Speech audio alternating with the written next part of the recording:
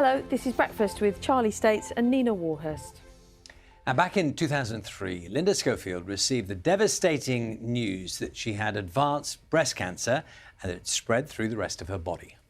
Well, she thought she'd never live to see her children grow and even went out and made plans for her 12-year-old daughter's future wedding. But today, on the eve of the 20th anniversary of her cancer diagnosis, she will see her daughter walk down the aisle. Here's Jane McCubbin. Let me introduce Gary Love you. and Linda.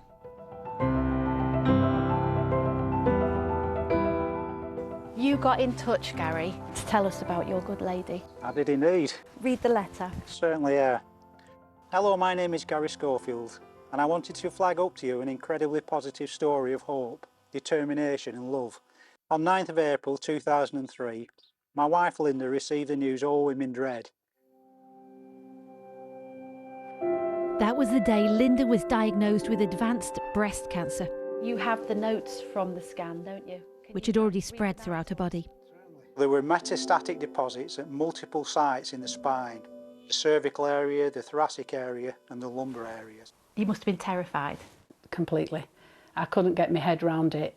I just went into another world, I think. It was such a shock. It was also in the pelvic bones, the hips, the ribs and the scapula. And there was actually a tiny bit in her skull as well. You had 2 small children at home. Yeah, I didn't think I'd live 48 hours at the time. Desperate, absolutely, yeah.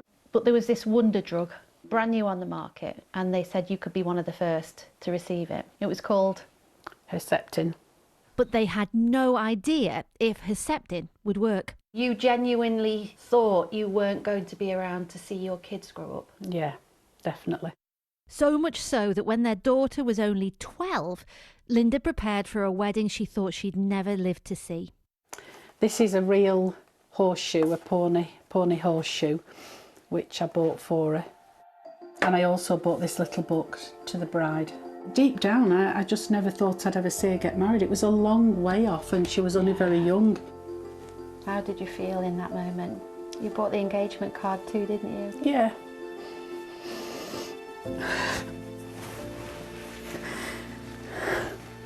But you don't need to be crying now. I know. It was hard at the time. She got engaged last year. And the day before the And 20th anniversary of your diagnosis, She's going to get married and I'll be able to witness that. These are all milestones that I never thought I'd be here to see, and I don't intend going anywhere yet. I've got a lot to do. yes. Definitely got a lot more to do. Right, a double mastectomy, You don't know. chemotherapy twice over, We've arranged something. radiotherapy twice over, Come with me.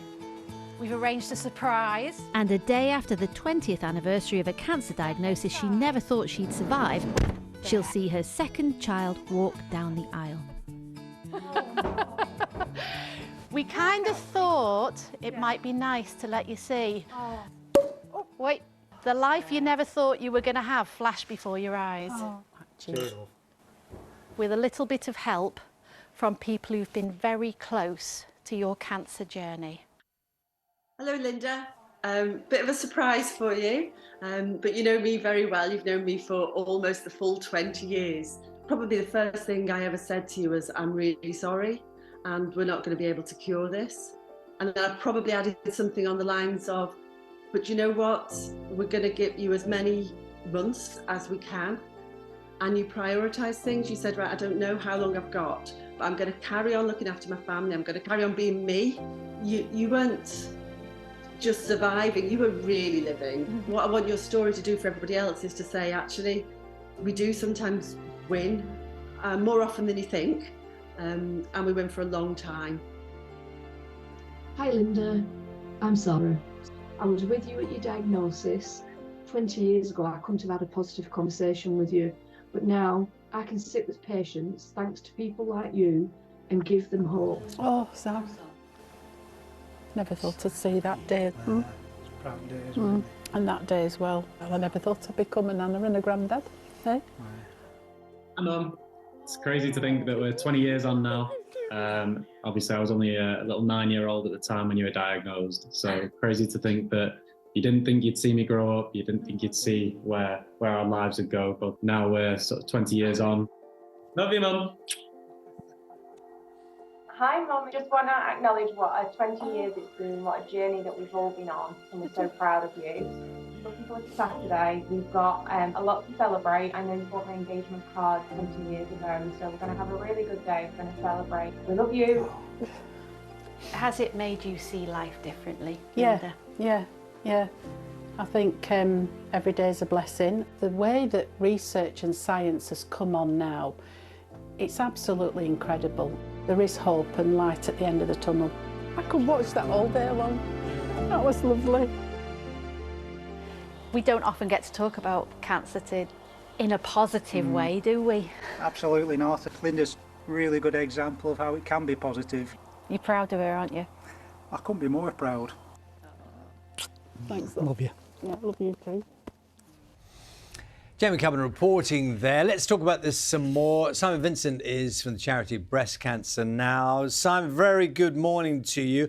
Linda and Gary there, this is a very special day for them, obviously, given what's happened with Linda. Just give us a sense of how different it is now, getting a diagnosis, as Linda did 20 years ago, what that would mean now as compared with then. Well, the drug that Linda had 20 years ago was one of the very earliest drugs that was designed against a particular weakness in cancer cells. So one of the things that's changed a lot over the last 20 years is that we're asking more and more questions about what sort of cancer it is, what's gone wrong in those cells, which has made them, first of all, form the tumour and then spread around the body, as in Linda's case. And more we're seeing drugs which are designed not to have the blanket effect of a chemotherapy, but to really target down to those cells that have gone wrong in the cancer.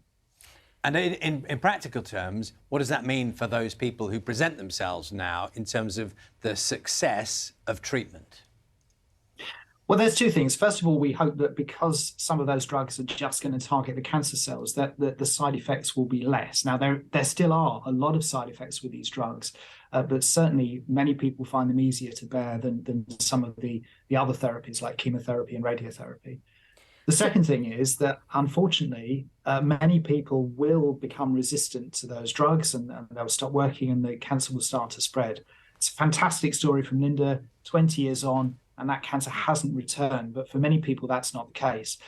But because there are now more and more drugs coming on the market with which work against those particular weaknesses, it means that when one drug stops working, there may well be another drug that somebody can take to carry on and give people more chance to have those milestones that Linda was talking about. And just to explain how Herceptin works specifically, because I think many people in our audience just hear cancer, the reproduction of cells that are uncontrollable that begins to attack the organs, but there's so many different types, and this is so targeted, isn't it? There are, even within breast cancer, there are lots of different types of breast cancer. Herceptin targets a switch on the outside of cancer cells. The switch is called HER2. And what that does is that causes cells to grow uncontrollably and start to spread around the body. And Herceptin is a drug which binds to that switch and turns it off. And even when Herceptin stops working, there are now other drugs which bind to the same switch and so can continue to be used after Herceptin to give people more chance and a longer life. It's amazing. And Olaparib, which has been in the news this week, and that also has a 20-year story, but works in a different way.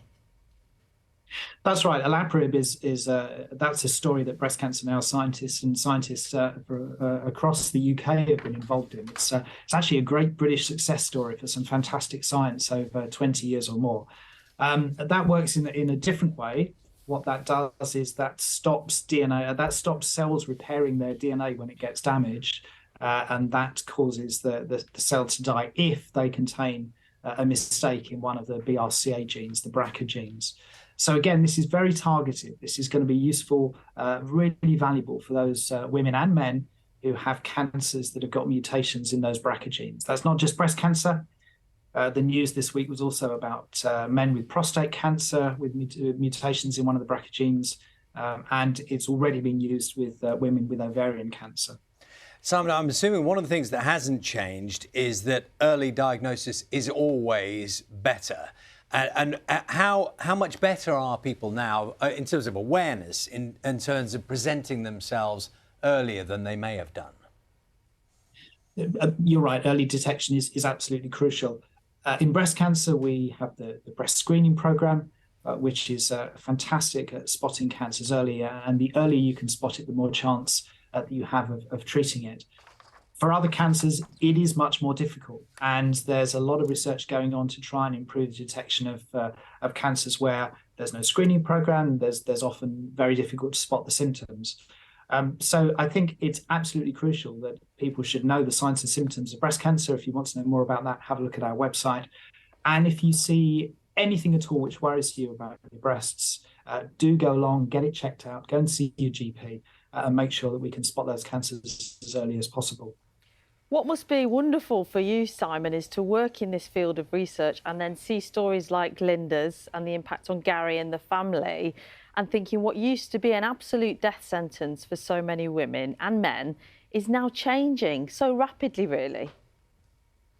It's amazing. If you're in the lab and in research, sometimes research can seem slow and hard, and you make very small steps. But actually, if you look back over 20 years, then you can see how this research, which was done in labs in the early 2000s, is now giving fantastic stories like we've just heard.